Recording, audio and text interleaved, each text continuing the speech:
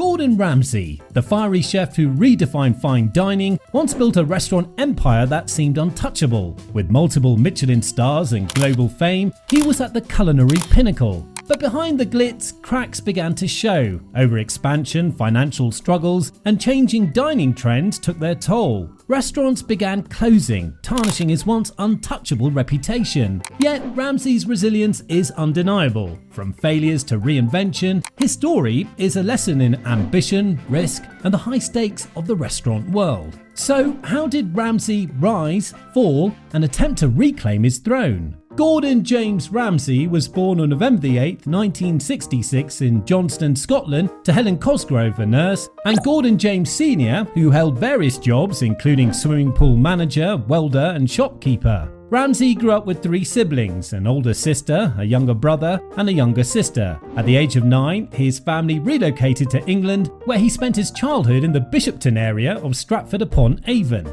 Ramsay has described his early years as turbulent and unstable due to his father's struggles. His father, who Ramsay called a hard-drinking womanizer, was an alcoholic prone to violent behaviour. In his autobiography, Ramsay shared that his father's actions led to both neglect and abuse of the children and their mother. During his teenage years, Ramsay worked as a pot washer at a local Indian restaurant, where his sister was employed as a waitress. Gordon Ramsay's journey into the culinary world was anything but conventional. After his football dreams were crushed by a knee injury, he turned to cooking as his next passion. With determination and raw talent, Ramsay worked his way through some of the toughest kitchens in the world. Under the guidance of legendary chefs like Marco Pierre White, Albert Roux, and Joel Robuchon, Ramsay honed his craft, learning discipline, precision, and the art of managing high-pressure environments. His drive for perfection, however, was matched only by his fiery temperament, a trait that would both propel and hinder him in his career. In the late 1990s, Ramsay opened his first restaurant, Restaurant Gordon Ramsay, in the heart of Chelsea, London. His reputation quickly soared as he established himself as one of the most talented and ambitious chefs in the industry.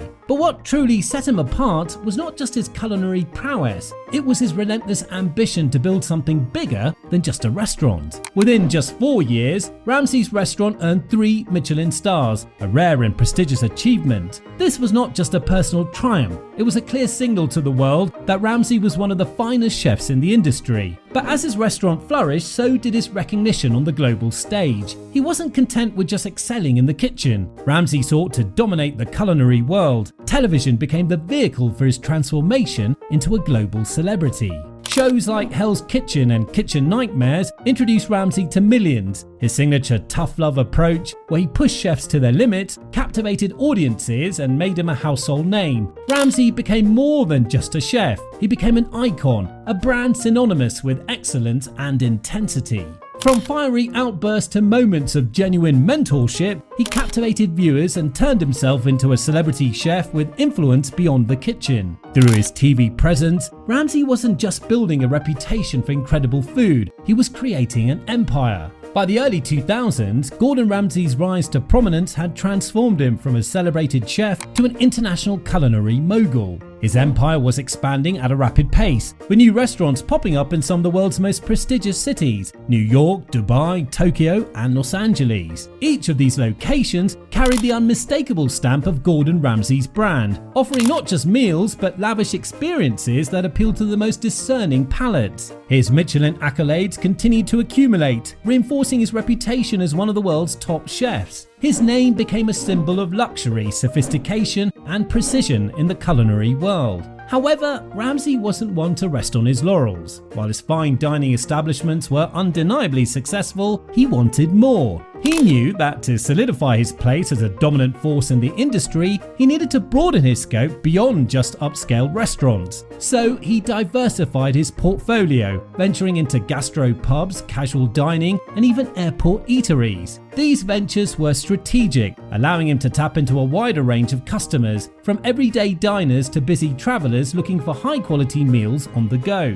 Ramsay's aim was clear: dominate every corner of the dining world, from the Michelin star to the fast casual. His gamble paid off. The new ventures were hugely successful, and Ramsay's brand began to infiltrate everyday life. It wasn't just about luxury anymore, it was about accessibility, without compromising on the quality he was known for. Whether it was a gastropub serving hearty comfort food or a sleek modern restaurant in an international airport, Ramsay's name was synonymous with excellence across the dining spectrum. The Gordon Ramsay experience wasn't limited to just those with a taste for expensive multi-course meals. It became something everyone could experience, whether they were enjoying a gourmet burger in an airport or savouring a perfectly executed lamb dish in an upscale restaurant. Ramsay had created more than just a network of restaurants. He had cultivated a brand. People flocked to his establishments not just for the food, but for the experience that carried his name. It was about more than just eating. It was about stepping into a world of culinary perfection. And for a while, this formula worked. His restaurants were destinations in themselves, drawing in crowds willing to pay top dollar for a taste of the Gordon Ramsay magic.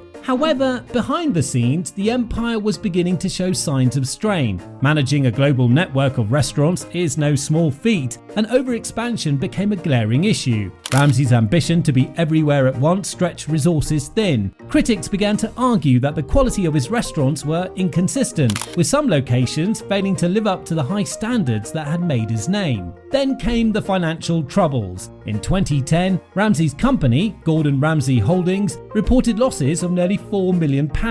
Legal battles with former business partners added fuel to the fire. In a high-profile case, Ramsay even sued his father-in-law, who had served as the company's CEO, for mismanagement. The closures began. High-profile restaurants in New York, Prague and Cape Town shut their doors, sending shockwaves through the industry. The reasons varied, from high operating cost and unsustainable rent to declining foot traffic. But the message was clear: even a brand as strong as Gordon Ramsay wasn't immune to the harsh realities of the restaurant business. Another factor that contributed to the decline was the changing landscape of the dining industry. Millennials and Gen Z diners prioritized casual, affordable and experimental dining over traditional fine dining. The days of multi-course tasting menus and formal dress codes were losing their appeal. Meanwhile, the rise of social media changed how people discovered restaurants. Diners no longer relied solely on Michelin stars or reviews from food critics. Instagram aesthetics and viral TikTok videos played a significant role in shaping trends. Ramsay's restaurants, steeped in old-school fine dining traditions, struggled to keep up with the times. Moreover, the celebrity chef phenomenon that had propelled Ramsay to fame was beginning to lose its luster.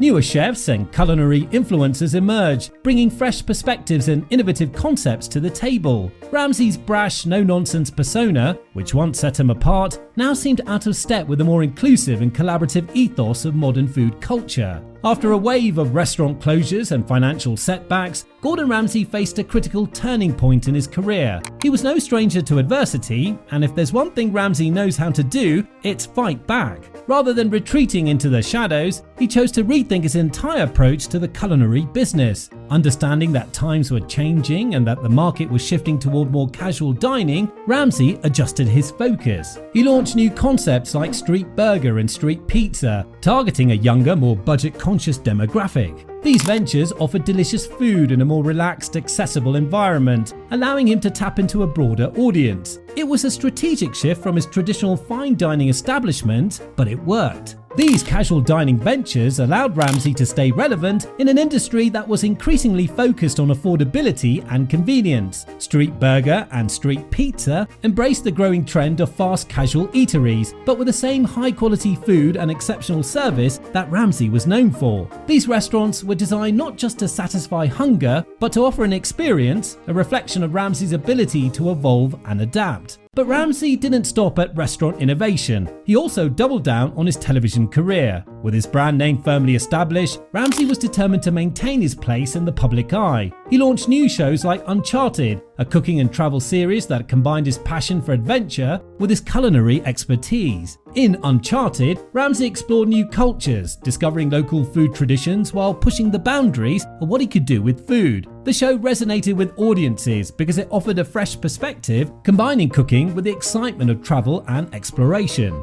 This media presence helped to keep his name in the spotlight even as his restaurant closures continued. Ramsay had learned the importance of reinvention, and his television projects ensured that his brand stayed strong in the eyes of the public. In recent years, Ramsay has focused on rebuilding his restaurant empire with a more measured approach. While his past strategies were ambitious, he's now taking a more thoughtful route. Restaurants like Bread Street Kitchen and Lucky Cat showcase Ramsay's ability to stay at the forefront of dining trends while making fine dining more approachable and accessible. By blending high-end cuisine with a more relaxed atmosphere, Ramsay is proving that he's still a force to be reckoned with in the culinary world. His ability to innovate, adapt, and rebuild is a testament to his resilience and vision for the future. The rise and fall of Gordon Ramsay's restaurant empire is a cautionary tale for anyone in the culinary world. It highlights the dangers of overexpansion, the importance of adaptability, and the ever-changing nature of consumer taste. But it's also a testament to resilience. Ramsay's ability to bounce back from setbacks, reimagine his brand, and stay relevant in a cutthroat industry is nothing short of remarkable.